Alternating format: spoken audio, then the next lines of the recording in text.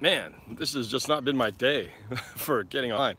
Then my phone just shut down because it was overheating apparently. I mean, it is a nice sunny day, as you can see here in the Pacific Northwest. I mean, it was only like 70 something, but apparently I was getting too hot in my car, and my phone overheated, and and my phone shut down. Just that rarely happens, but so I'm just gonna have to take it outside in this beautiful day and walk in the sun.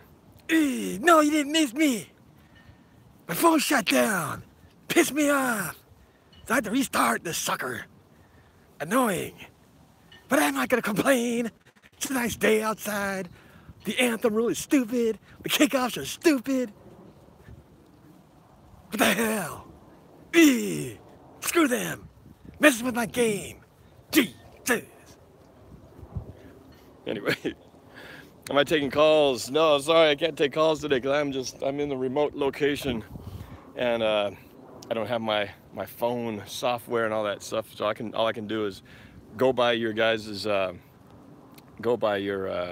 comments today. So I want to hear what you guys think about this whole anthem business. Raider Mike is still around. Gangrene David, Brandon, what's up? Jonathan Oakley, Ethan Klumpf, Little Torquey Pistons, Ralph Carlo 117. Gangrene, he's got to come into my call-in. Yeah, actually I'll do that. Chrysostom calling in. I've never actually done a Chrysostom call-in. That would actually be good. Caleb, what's up? What's up? Beast Mode, Patriot fan, the meme maker. Elena, ¿cómo está? Mabuti. Caleb Chris for all 3 live streams.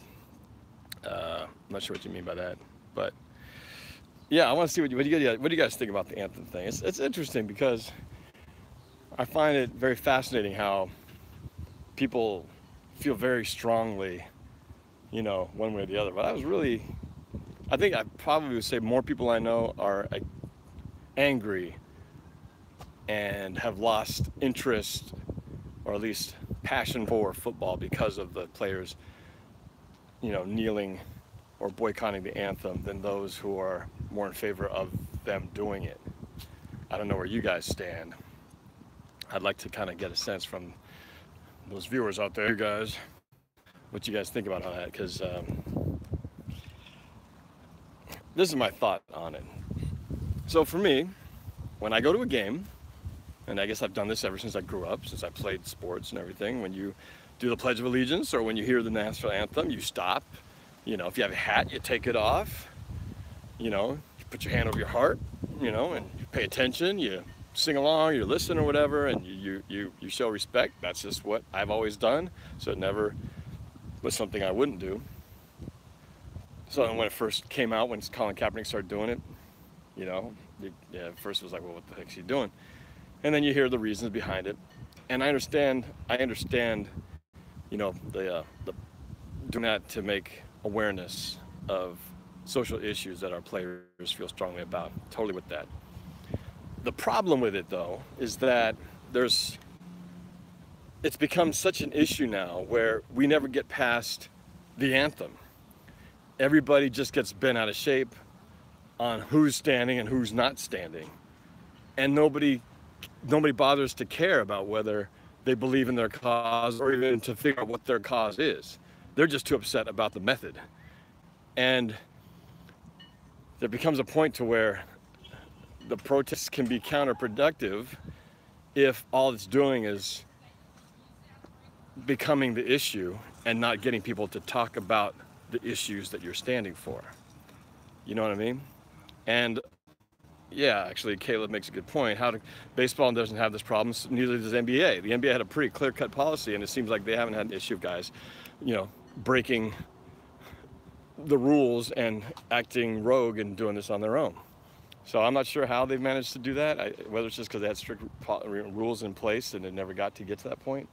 But the other issue that the NFL screwed up on this whole thing was when they made this rule and decided to pass it, they didn't even bother to talk to the NFL Players Union to discuss their thoughts on it. And it's kind of important since the players are the ones protesting, that you might want to get their opinion as to whether they like this rule, since they're the ones who are going to have to work and follow the rules. It's stupid. You know, why would you not sit and discuss it with them and find out if this actually makes sense? Because if you really do care and respect what the players think and are trying to create this harmonious attempt to, you know, respect their, you know, thoughts and allow them to express themselves, if you really care about that, you would want to do it in a way where you feel like you're giving them that platform while not violating the guidelines of, you know, these things like the anthem set up before the game. You boys want a popsicle? The players should have a say in it. They should have had a say in it. So it is correct, Caleb Christ. And so just what sucks about it now is that we're gonna have to deal with it for a whole nother year again. Just when I think we were all kind of tired of it being the issue, you know. And I've heard some solutions. They're saying that they just adopt the college model, which is just don't have the players on the field at all. Just have them come out after the anthem is done. That way you don't have to worry about who's protesting, who's not. Just wait. But I think the problem is because there's a military connection with the anthem and having a military presence, and because the military is a big advertiser and the connection and support with the military and football. And if you just keep the players out from the anthem, if you just don't ever let it happen to be an issue, then everybody would be happy. Now, the players wouldn't be happy because then they couldn't protest something. They'd have to find something else to protest. But if you take away that which is controversial and then just have the players come out, then nobody's nothing to talk about. There's no one standing out to say, where's that guy? Why is he not doing this? Why is he sitting out? Why is he not in the room? You know? So instead, we're gonna have to deal with that crap again. You know, I just want to talk about football. I just want this to be, it's about the game, you know? So it's frustrating. It's frustrating to know that we're gonna have to deal with that. Veto the new rule, says Caleb. Yeah, fortunately, we have no say in this matter. The only say we have is whether we continue to buy tickets to go to the games and whether we tune in and watch it. That's the only power we have. If everybody on the planet decided to boycott the NFL and not buy tickets, not watch the games, and everything went to zero because everybody was showing how upset they are with the league, that's pretty much the only way. That's the only way the NFL would ever care about what we have to say. Is that if this starts hitting their bottom line, then they'll be worried about, you know, what we think or what we do. But as long as we keep doing what we're doing, paying the money, you know, buying the tickets, buying the merch, it's just gonna, you know, we really have no voice in it. We just have to sit there and watch it. David Kimber, I believe that Pete Carroll got the players with off-field issues out so they could concentrate on getting back to football. No offense against any player that protested, I get why they did it, but now that they have the world's attention, it's time for action beyond the field. Well, and you may be partially right. I don't know if it's so much that he got rid of all the players who had, you know, social causes that they were protesting about. I think it goes beyond that. I think it goes more to Pete Carroll lost guys in the locker room. I think it was pretty clear that from everything I've heard that, you know, even Richard Sherman, you know, was getting to a point where, you know, Michael Bennett, that they weren't necessarily bought in. I mean, it wasn't that they weren't trying or working hard, but I think when it came to Pete Carroll trying to coach and inspire and show his way of talking to the players, especially the new ones, that the old veterans were kind of like, oh, heard this before, and not really backing them up, you know. Which is kind of understandable because if you've been there for, you know, 5, 6, 7 years, you kind of been around the ropes. You probably heard every story. You know, it's no longer new stuff.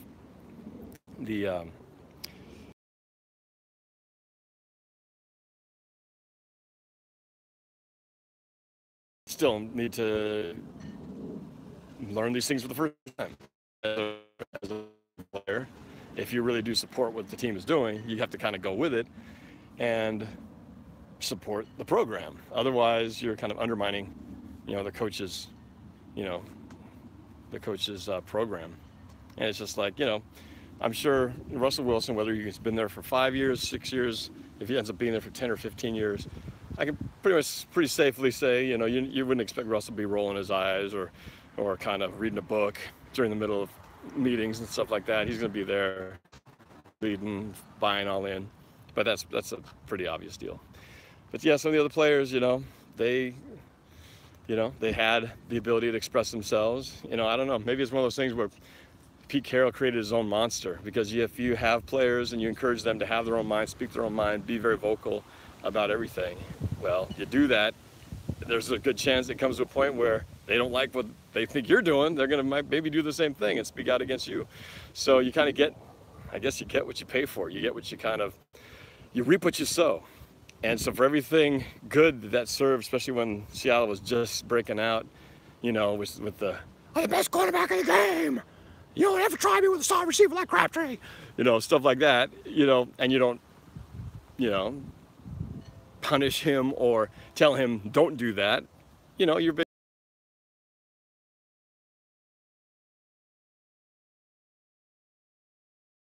getting in the coach's face. I don't want you running the ball at the 1 yard line anymore, you know, during a game on the sideline. Well, you know, that's an issue.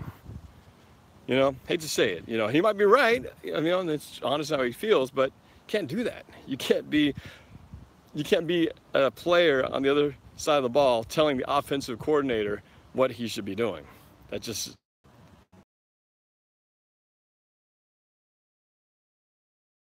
reason, not the main reason, not the only reason, but part of the reason why some of those players ended up going, but not the only one, because really the Richard Sherman deal, also injury-based, contractual, you know, the salary cap. I mean, they all went into these factors, but I'm sure it played into it. It certainly didn't help make them think, well, we really should do everything in our part to keep him around, because we just love the fact how he challenges the coaches and rolls his eyes at meetings. You know, that certainly didn't help the case, I'm sure. So it's a mix of things, but it's definitely something that factors in the equation. So yeah, I think that was part of the house cleaning that went on this offseason. So brand new team, brand new coaches, with a few key veterans who, you know, will hopefully still be around here in 2018. Namely, I'm saying Earl Thomas. But, you know, they got Bobby Wagner, we got KJ Wright, we've got Russell, and a couple other guys who are still part of the deal, guys trying to step up and do their things. What do we got here? And there goes Norb Frozen with his pixelated face frozen at the center of the screen again. He's talking about the rule changes, kickoff and anthem stuff. We just lost. He's just talking about some vets we lost. Okay, I don't know. Am I back on? Is it working, or am I frozen again?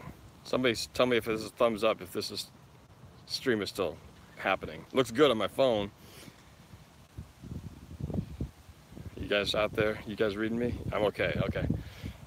So, yeah, thank you very much, Sonic Gal. But yeah, I'm just kind of curious what you guys think about all this. It's a weird off season. You know, everybody I talk to, I'd say majority of people are worried. Majority of people think it's going to be a rebuild, a 500 or below season. And you got to know me, guys. I tend to try to stay on the positive side. I try to be somewhat positive with a sense of grounded realism in these things. So, I mean, I'm no fool. I see what's going on with the Rams. The Rams are stacked. They have tons of talent that they acquired over free agency. They've got one of the best defensive line, if not the best defensive line in the NFL, that was hard enough to deal with before. And now they got another piece. You know, can't just ignore that. You've got the 49ers on the rise, a lot of up-and-coming talent. Quarterback who is definitely at least one of the good-looking quarterbacks, if I might say myself. I don't think he's necessarily proven himself in the course of whatever that was, 5 or 7 games from last year. But he seems to definitely have some attributes going his way, but you know, it's a different situation starting a new season where you're the man. It's easy to be the backup guy because you're just coming in and everyone has a long leash on you. But when it's you and you're coming in, you got to be the man. You know, it's a whole other beast. Everyone's got expectations, and now you're getting paid. He's getting paid big money, so he's gonna have to live up to those expectations. And then you got the Cardinals, who, you know, they're a bit of a team that has also gotten old and lost some players, but they also got something that they were in danger of losing there with Carson Palmer, you know, finally kind of. Oops, what's happening? Bad connection. 49ers, yay! Yeah, this could be one of the most intriguing divisions. 4 teams that maybe could be a tighter race than than anybody really thinks it will be.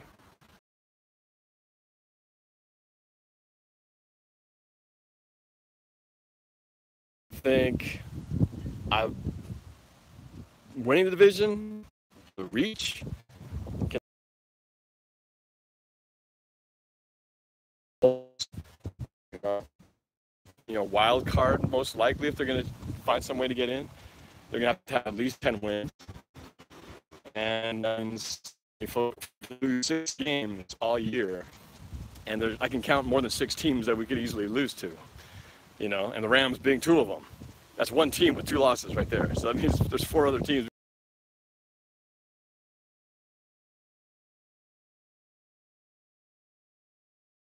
You know, we got the Packers, we got the Cowboys. Who else are we playing? Chicago, Denver. I don't have a schedule in front of me, so I don't have the whole list. But so I just think I think the biggest thing is laptop says I'm 720, but he looks laggy in sub 100p. I apologize. I have no idea why this looks like crap. I have no control over it. But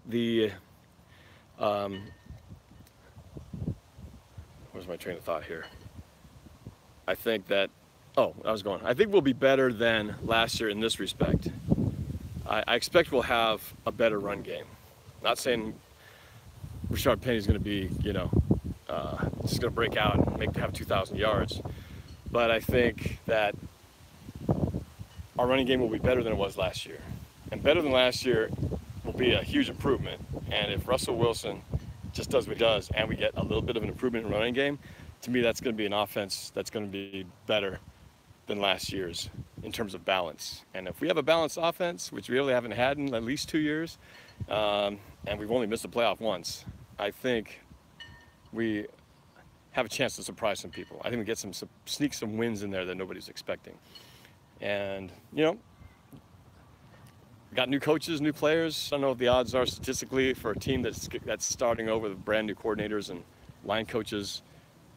I have to do some research if anybody knows what's more likely in a situation like that. Or do teams usually do poorer than the previous year in a reset year like this, or do some teams come out and actually come out with a better record than the previous year? That'd be good info to find out. Gotta look that up. Never works out. Look at the Falcons. Yeah, you might be right. I think Darrell Bevel, I'm trying to remember the first year he came out. It was either 2011 or 12. I don't remember. I know 2010 we had a different coordinator. The Jets got that guy now, who was our coordinator in 2010. And obviously we didn't hit our stride till 2012. So it's possible 2011 was our sort of reset year. That was not a good year. We didn't have Russell Wilson either. The Russell Wilson factor always plays in.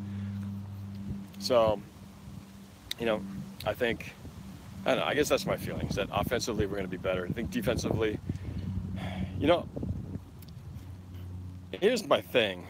When people talk about, oh, we lost all these guys and all of our key players and this and that, I want you guys to remember, for those of you Seahawks fans who feel that way, just look back at a particular game that we lost.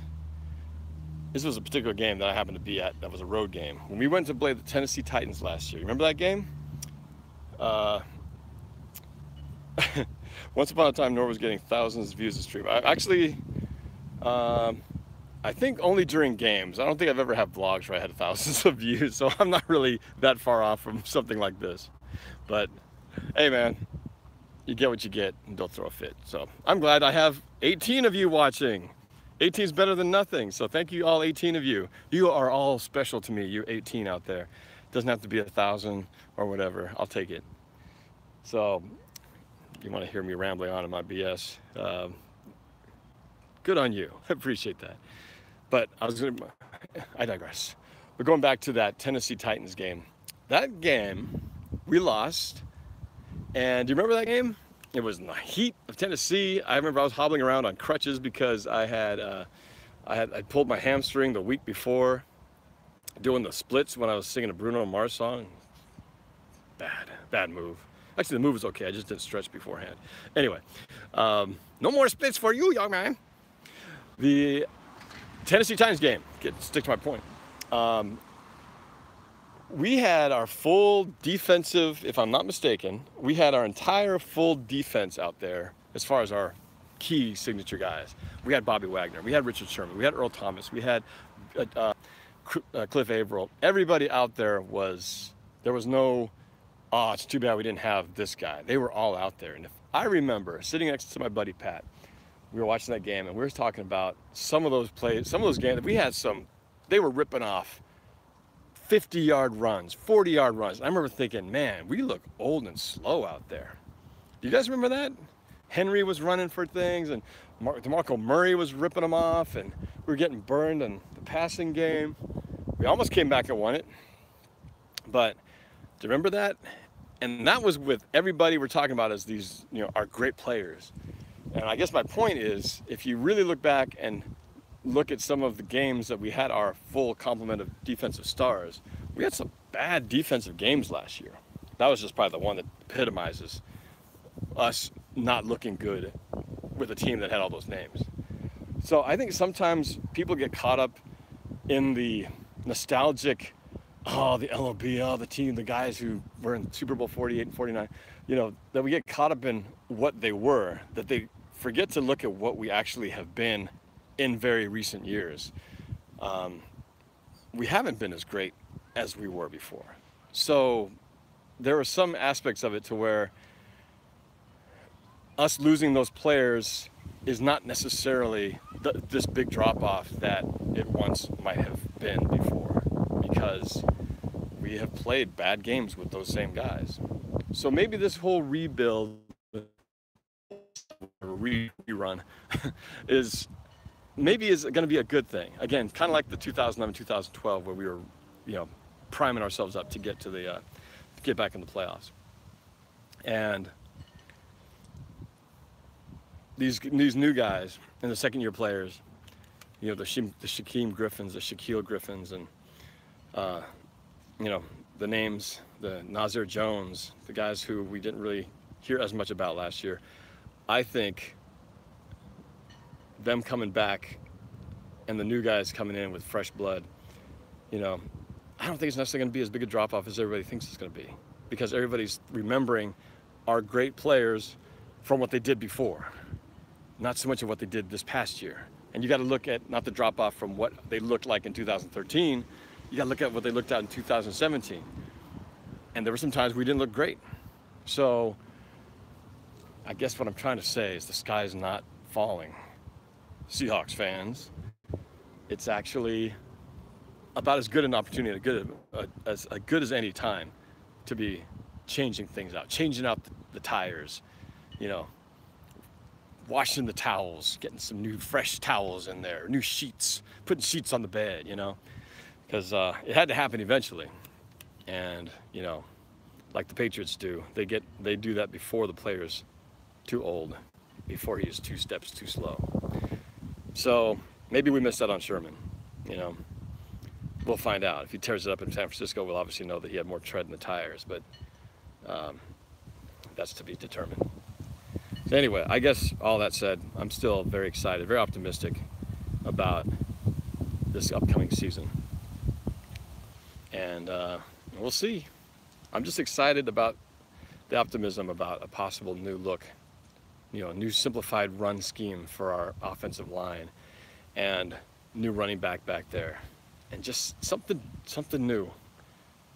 And even if it's not something great new, something better new, might just be enough for us to look like something different.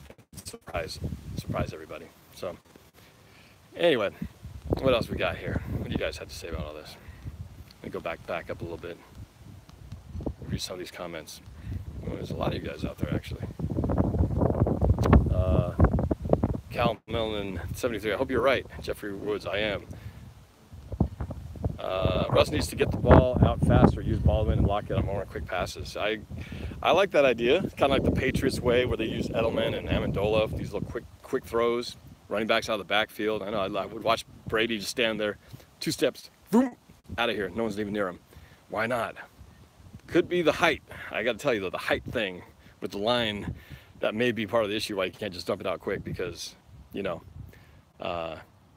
got to be able to see over those guys, and maybe that's why the reason Russell can't make those quick, crossing slant moves over a bunch of trees that are too tall. There's a physics to it that he can't change. Earl, ready for your 49ers to go 0-10 again? I would be surprised if it was 0-10. I wouldn't be disappointed though. Elena from Seattle used to stomp the South Sound Chief self, baby. Most Wanted 28. Remember that game where Michael Bennett encroached and dove at the QB? Oh, that's against the that ugly game against the Jaguars. Another game we should have won. Oh wait, that was every game. Wait, well, that was, come on now. I think, oh, I see what you're talking about. Well, the encroachment thing, diving at the lineman's feet, I guess I was thinking about for the Jaguars game. But he was, to his defense, he was playing hurt with plantar fasciitis issue or something. So, I give him that, where he wasn't as fast as he, had been. But now you can always count on a couple of things: that Michael Bennett was going to be offside at least once or twice. That was a given. And then, that when it comes time for us to lose, Michael Bennett, #1 sore loser. that was proven in Super Bowl 49 and then some from that point on. David Kimmer, we appreciate you. I appreciate you, man. Thank you so much. Alec Fishbach, the young guys for the Seahawks will step up, I think she meant to say. Jeffrey Woods, you know why we didn't keep Sherman? He's getting old. We got Griffin now. He's the next man up. True, although Griffin played the other side. So right now, I'm not sure who's playing Sherman's side.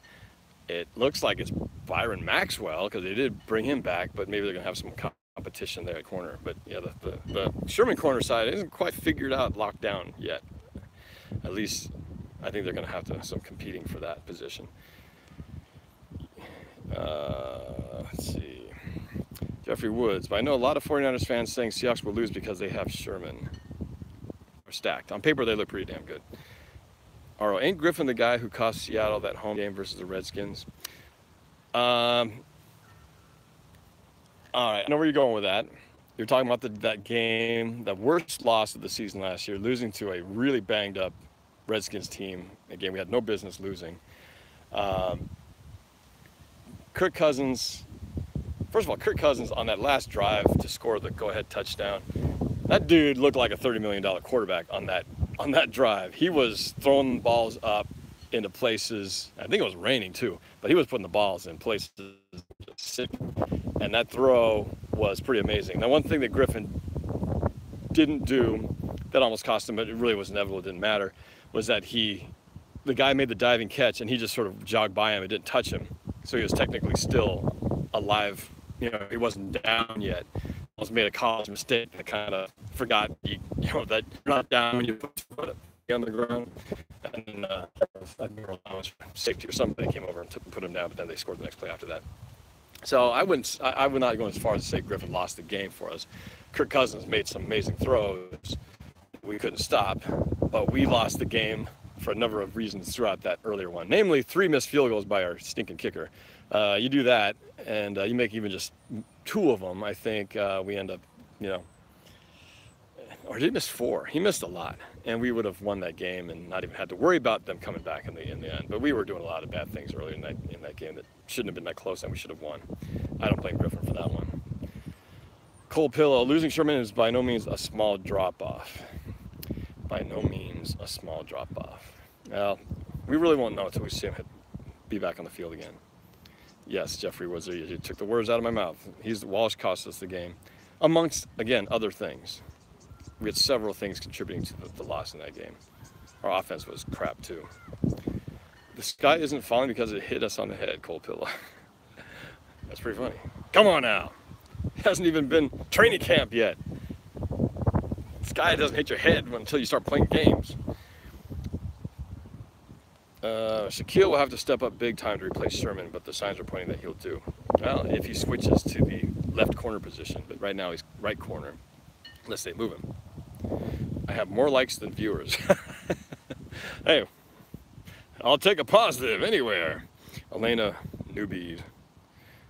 Carl Mellon 73. We've had some good seasons the past 5 or 6 years, but this not new to Seahawk fans. Remember when we the Browns? Oh yeah, we've seen bad times before, and I remember in the middle of all those nice playoff runs of the last few years going, say we're going to have a season where it's not going to be so good, and that's going to be a real test to see where the fans, the true fans, don't jump off the wagon and stick with us, you know. VHS Queen, nice name by the way. Much love NorbCam from the PNW. Thank you so much.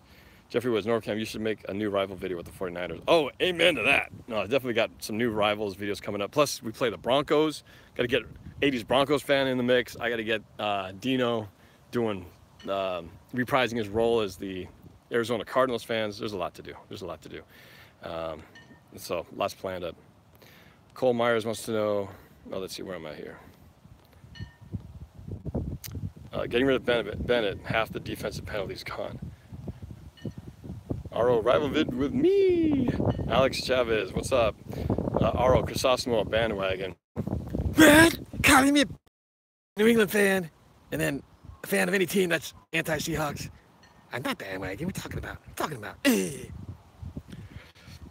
you're going to see more of him, too, especially with this rivalry against the 49ers renewed. David Kimber, personally, I'm really, really hoping Fetty to take a big step forward in maturity and production.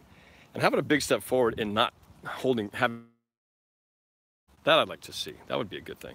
But I agree. If he steps up, you know, as we would expect all players to improve each year that they play, you know, and don't forget about our other injured left tackle, George Fant, who is going to be back in the mix on 7 level. Cole Myers, what's up? Mitchell Parrott says 11-5 for the record prediction. Jeffrey Woods 13-3. Cole Myers, where's the prediction video? It's coming. I don't do it usually till right before the season because I want to see how the team looks in training camp. I want to see what the roster is going to look like. I want to see what they look like in preseason. Then I'll make my prediction. At this point, I unofficially made a completely baseless, throw it out there prediction of 10-6 a few weeks ago when the schedule first came out. Yes, late August, early September. Mitchell Parrott, you think Seattle could win a Super Bowl in the next 3 years? I think they can win a Super Bowl any given year. I'm not going to limit myself to a 3-year window.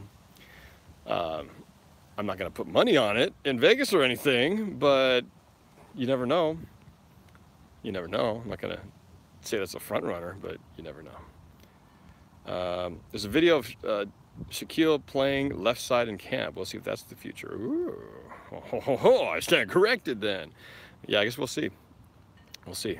Right now, this is all camp. We're trying everything out. It's not until you see the guys in the field, and even preseason. Remember, what's his name? Cason Williams preseason. Everybody's like, oh, Cason Williams. Oh, we found our receiver. What? What? They let him go? And what? He went to the Cleveland Browns? And what? They let him go? Something's up. Something just ain't right. Even though everybody from their TV viewing glasses analysis were like, Cason Williams is the best guy ever. And I was one of them too. But obviously the coaches and those in the inner workings, they know more about these things than we do. What do we got? Teams we sent playing might beat us, says Cole. I'm not sure. It's the lack either. So Jeffrey Woods, bats are dead. Cole, and Russ we trust, as many jokes as I make of him, like how he can't see over the line, I still believe in him. Hey man, He almost had 2 Super Bowls, if not for one bad play. Yeah, he should have 2 back to back. What are your thoughts on the 15-yard penalty for kneeling? Well, the whole thing is just dumb. It's like when you have a bad rule to begin with, so then you come up with bad consequences for the bad rule, it just stinks even more. This thing could have been solved so much easier. Just take it out of the equation. But instead you start throwing penalties because you're trying to figure out a way to enforce a bad rule, and it's just not good common sense. It's not good flow. It's not good, good logical management. Legs, have you seen any good movies lately? Yeah, so, Deadpool 2, saw it opening night. Damn funny movie. Really good. You guys should see it. Hilarious. Oh, you watched our movie reviews. We haven't done one in a long time. I apologize for that. We just been so busy with our regular lives and stuff. We had just to do our reviews. I wanted to do one at Deadpool, but it's just been too busy. But highly recommend it. Thumbs up. Just freaking hilarious. If you're into that kind of thing. If you like the first one, you'll like the second one. Mitchell Parrott, I don't think that our defense will be as good, but if we improved our offense, then I think we can have a great season. Yeah, I figured our defense might take a step back, but if the offense takes a step forward, you know, 1 step back, 2 steps forward, then you're ahead, you know. So, most wanted, we can win the division. We certainly most can, you know. At this stage, when nothing has happened, everybody's got a chance to win the Super Bowl. So, and I know my buddy David in Atlanta thinks this is his year because, you know, he wants to win it in Atlanta and be that team that hosts the Super Bowl with your team going, like the Vikings almost did last year. It's never happened, David. Keep that in mind. All right, I guess to go. But thanks for chatting it up with me, guys. I appreciate it. Our intimate little coffee chat with all 18 of you, or however number of people that were out there. Thanks a lot. I appreciate you guys. I will talk to you guys soon. Take care. Go Hawks.